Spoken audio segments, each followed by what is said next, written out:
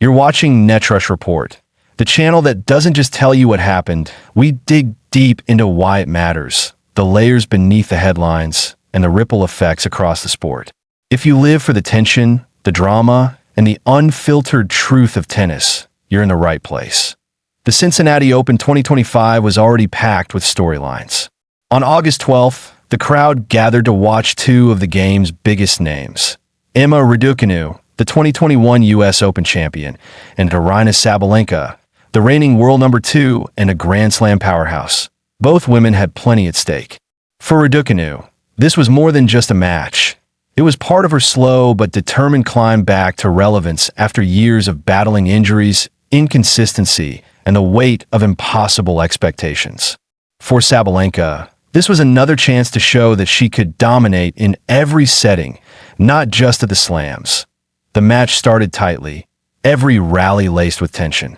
Sabalenka took the first set in a tiebreak, 7-6-3. Raducanu fought back with grit and precision, claiming the second set 6-4. And then came the deciding set point 2 hours and 29 minutes into this battle. The scoreboard read 3-4, 40 all in the third set. The air was thick with intensity. Sabalenka crouched, ready to receive. Raducanu bounced the ball for her serve, and then froze. She turned toward the chair umpire. "There's a child crying," she said, gesturing toward the stands. Her tone wasn't rage-filled, but sharp, the kind of frustration that bubbles over when you're clinging to focus in a knife-edge moment. The umpire responded swiftly, "We can't control that, Emma." In the background, fans could be heard yelling "yes" in support of Raducanu, while others murmured. The moment lasted just 13 seconds, but it was enough. Cameras caught it. Clips hit social media within minutes. By the end of the night, the video had over 20 million views on X. By morning, it was the biggest non-scoreline tennis story in the world.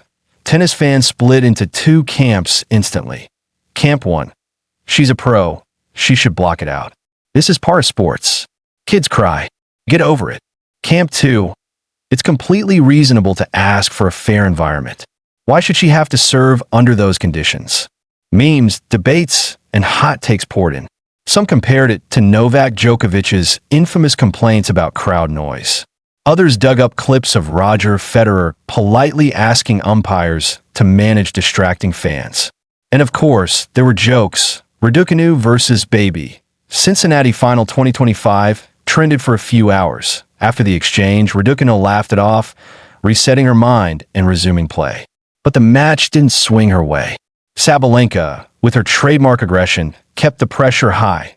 Final score, 7-6-3, 4-6, 7-6-5, in favor of Sabalenka. For Raducanu, it was a crushing loss. Not just because she was so close to beating a top 2 player, but because her performance was overshadowed by the viral moment. Here's where the story gets more interesting. The match in Cincinnati wasn't just another entry in Raducanu's win-loss record. It was also the debut tournament with her new coach, Francisco Roig, the man who spent almost 2 decades helping Rafael Nadal craft one of the most dominant careers in sports. Roig isn't just a tactical mind. He's known for cultivating mental toughness and match discipline. 2 areas Raducanu has openly admitted she's been working on. And yes, in Cincinnati, Roig's duties included driving her to the venue. A small but telling sign of the hands-on approach he's taking. Despite the loss, Raducanu is channeling her focus forward, specifically to the 2025 U.S. Open. She hasn't won a match at Flushing Meadows since her fairy tale 2021 title run, but she believes this year will be different. In interviews, she's been clear, "I'm a different player now. I've evolved. I'm better prepared to deal with whatever comes." That whatever now includes crowd noise, crying babies, and the full force of internet opinion.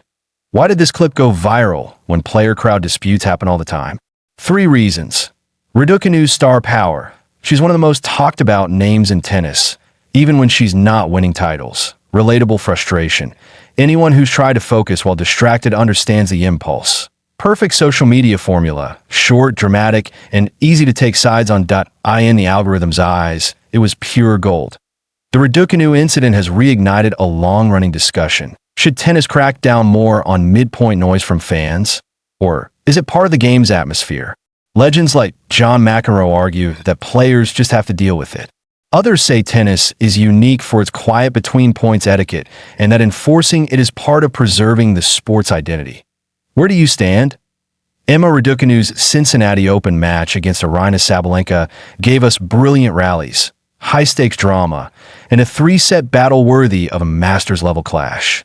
But it will be remembered, fairly or unfairly, for 13 seconds, 20 million views, and a crying child in the stands.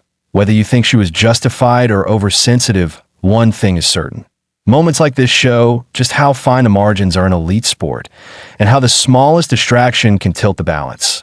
This is Netrush Report, bringing you the stories that live between the points.